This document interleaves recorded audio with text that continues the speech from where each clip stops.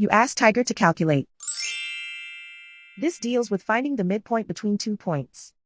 The midpoint between the 2 points is -7, -2.5. Let's solve it step by step. Plot the 2 points and calculate the midpoint using the formula. The coordinates of point 1 are, x1 equals -4, y1 equals -20. The coordinates of point 2 are, x2 equals -10, y2 equals 15. PM represents the midpoint of the 2 points.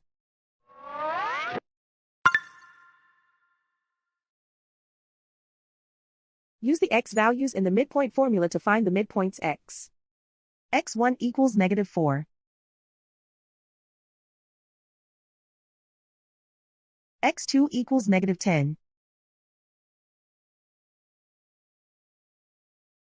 Simplify the arithmetic.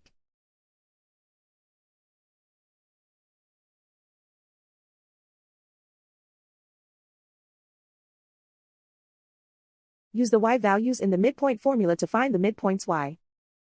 y1 equals -20.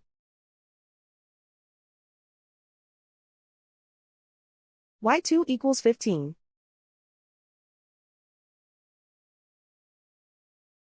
Simplify the arithmetic.